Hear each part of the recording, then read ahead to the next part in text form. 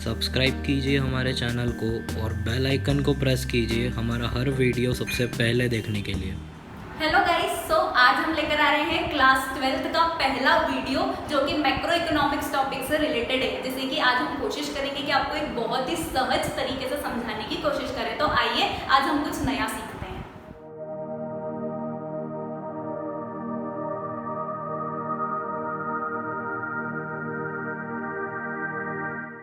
तो गाइस, आज मैं सबसे पहले आपको मनी एंड बैंकिंग टॉपिक से रिलेटेड कुछ इंपॉर्टेंट टर्म्स, कुछ इंपॉर्टेंट डेफिनेशन समझाना चाहती हूँ, जो कि डेफिनेशन सिर्फ आपको 12th क्लास तक सीमित नहीं है, बल्कि ये आगे आप जाके आपको बीकॉम, बीबीए वगैरह, एमकॉम वगैरह सब में काम आने वाली है। सो इन्हें बहुत ध्यान से समझिएगा। मैं इसे बहुत सरल तरीके से आपको समझाने की कोशिश करूंगी। अब हम कुछ इंपॉर्टेंट डेफिनेशन समझने जा रहे हैं, जिसमें सबसे पहले मैं आपको डेफिनेशन समझाना चाह रही हूँ रेपो रेट की। अब रेपो रेट होता क्या है, पहले वो समझिए। अब यहाँ पे हम लोगों को क्या होता है, हम लोग बोलते हैं कि जब भी कोई कॉमन पर्सन कमर्शियल बैंक के पास जाता है तो वो जनरली दो ट्रांजैक्शंस करने जाता है, या तो वो बैंक से लोन लेने जाएगा या बैंक से डिपॉजिट एक्सेप्ट करने जाएगा। इसी तरीके से जो रिलेशन है कॉमन पब्लिक का कमर्शियल बैंक के साथ होता है, सेम वही का वही रिलेशन आपका जो कमर्शियल बैंक है उनका सेंट्रल बैंक के साथ, सेंट्रल बैंक मतलब जो हमारी एपेक्स बैंक होती है उसके साथ होता है। अब सेंट्रल बैंक और कमर्शियल बैंक के बीच का ये जो रिलेशन है, उस रिलेशन से रिलेटेड हमारे पास 3 रेट निकल कर आते हैं, जिसको बोला जाता है रेपो रेट, बैंक रेट और रिवर्स रेपो रेट। अब देखो होता क्या है, सबसे पहले आपकी जो कमर्शियल बैंक होती है उनको हो सकता है पैसों की जरूरत पड़ जाए। अब यदि कमर्शियल बैंक को पैसों की जरूरत पड़ेगी तो वो कहाँ जाएगी, वो सेंट्रल बैंक के पास लोन लेने जाएगी। अब यदि कमर्शियल बैंक सेंट्रल बैंक के पास लोन लेने गई तो सेंट्रल बैंक लोन तो दे देगा पर फ्री में नहीं देता। सेंट्रल बैंक क्या करेगा, उससे एक रेट लेगा। अब देखो यहाँ पे जो लोन होते हैं दो तरीके के होते हैं। सबसे पहले जो कमर्शियल बैंक ने लोन लिया वो शॉर्ट टर्म के लिए लिया, और दूसरी यहाँ पे इंपॉर्टेंट चीज ये है कि वो as a security, collateral security उनकी कुछ सिक्योरिटीज रखवा लेंगे, मॉर्गेज पे रखवा लेंगी। कौन? सेंट्रल बैंक कमर्शियल बैंक से। और इस टाइप का जब loan commercial bank central bank से लेती है, उस पे जो रेट चार्ज किया जाता है उसको रेपो रेट बोला जाता है। तो यहाँ पे दो इंपॉर्टेंट चीजें, सबसे पहले कि ये शॉर्ट टर्म के लिए होना चाहिए, और दूसरी इंपॉर्टेंट चीज हम लोगों ने क्या बोली कि एज अ सिक्योरिटी, आपसे एज अ कोलैटरल सिक्योरिटी उनसे कुछ रखवाया जाए, तो उस टाइम पे जो रेट चार्ज किया जाता है उस लोन पे उसको रेपो रेट बोला जाता है। अब यदि इसी को आगे बढ़ते हुए मैं आपको बैंक रेट समझाना चाहूँ तो बैंक रेट क्या होता है कि जब कमर्शियल बैंक वापस से गई तो सेंट्रल बैंक के पास लोन लेने हैं और सेंट्रल बैंक ने लोन दिया, लेकिन इस बार जो कमर्शियल बैंक लोन लेने गई है ना, वो loan commercial bank long term के लिए लेने गई है और यहाँ पे कोई सिक्योरिटी रखने की जरूरत नहीं होती। तो उस टाइम पे जो सेंट्रल बैंक रेट चार्ज करती है कमर्शियल बैंक से, उस रेट को हम लोग बैंक रेट बोलते हैं। जनरली ऐसा होता है कि जो बैंक रेट होता है वो स्लाइटली हायर होता है, किससे? रेपो रेट से। क्यों? क्योंकि एक बहुत ही इंपॉर्टेंट कंसेप्ट हमारे पास यहाँ पे आता है कि रेपो रेट के अंदर सिक्योरिटीज रखी जाती है, लेकिन बैंक रेट के अंदर कोई सिक्योरिटीज नहीं रखी जाती।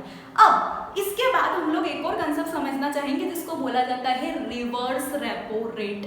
Reverse repo rate is just, अपन बोल सकते हैं reverse of repo rate. Reverse of repo rate मतलब क्या? अब यहाँ पे क्या हो रहा है, यहाँ पे सेंट्रल बैंक जो है वो कमर्शियल बैंक के पास जो एक्सेस पैसा रखा हुआ है उसको अपने पास एज ए डिपॉजिट रख रही है। तो अब कमर्शियल बैंक क्या बोलेगी, जब हमने आपसे लोन लिया था तब तो हमने आपको इंटरेस्ट दिया था, तो अब आप हमारा जो डिपॉजिट है वो अपने पास रख रहे हो तो आप भी हमको कुछ इंटरेस्ट दो।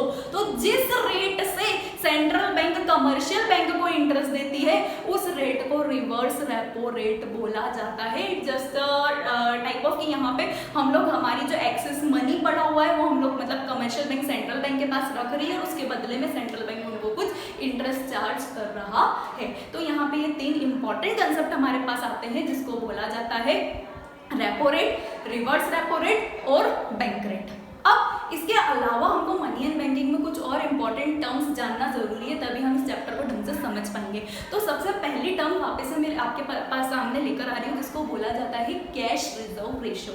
देखो दोस्तों, होता क्या है, होता ऐसा है कि आप लोगों ने सुना होगा कि कमर्शियल बैंक के हमेशा जनरली 2 काम होते हैं। कमर्शियल बैंक एक ऐसी बैंक होती है जो डिपॉजिट एक्सेप्ट करती है और जो लोन देती है। अब डिपॉजिट एक्सेप्ट करना, लोन देना, डिपॉजिट एक्सेप्ट करना, लोन देना। लेकिन अब जैसे फॉर एग्जांपल कमर्शियल बैंक को 5,000 रुपए का डिपॉजिट मिला, तो इसका मतलब ये नहीं है कि वो पूरे वो जो 5,000 रुपए उसको एज अ डिपॉजिट मिले वो पूरे के पूरे 5,000 एज अ लोन किसी दूसरे पर्सन को दे दे। तो यहाँ पे वो एज अ लोन पूरे 5,000 नहीं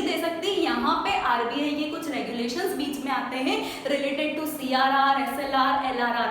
अब ये क्या होता है, देखो आरबीआई हमको क्या बोलती है, आरबीआई कमर्शियल बैंक को ऐसा बोलती है कि यदि आपके पास 5,000 रुपीज एज अ डिपॉजिट आए हैं तो आप वो पूरे 5,000 रुपीज मार्केट में एज अ लोन नहीं दे सकते, आपको उसमें कुछ सर्टेन परसेंटेज ऑफ डिपॉजिट हमारे पास रखना पड़ेगा।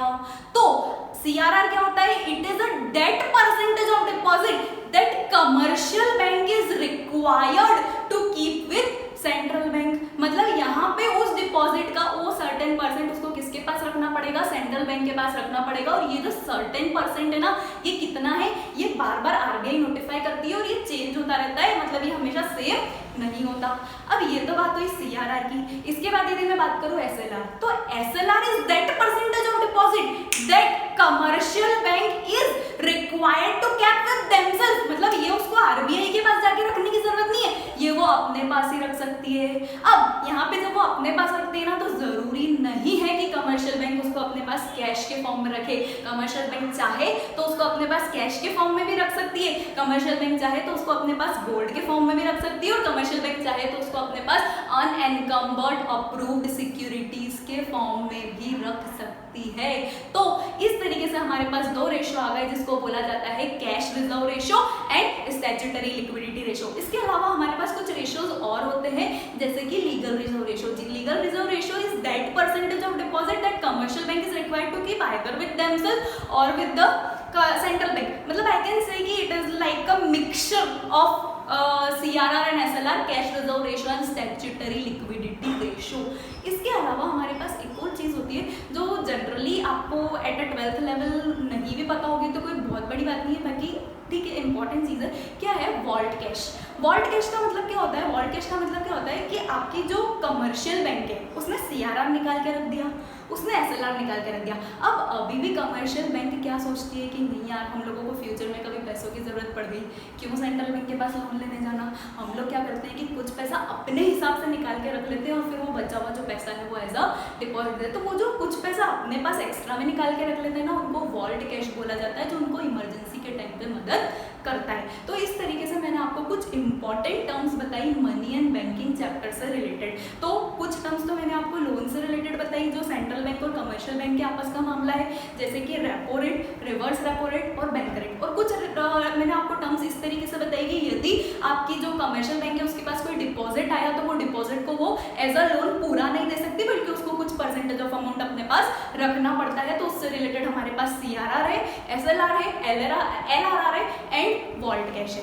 तो थैंक्स दोस्तों मुझे सुनने के लिए। यदि आपको मेरा वीडियो पसंद आया है तो आप उसे लाइक कीजिए और प्लीज़ मेरे चैनल को सब्सक्राइब कीजिए यदि आपने अभी तक नहीं किया है, और बेल आइकॉन को प्रेस कीजिए ताकि आपको रीसेंट नोटिफिकेशंस मिल सके। और यदि आप चाहें तो आप इसको नोट कर सकते हैं।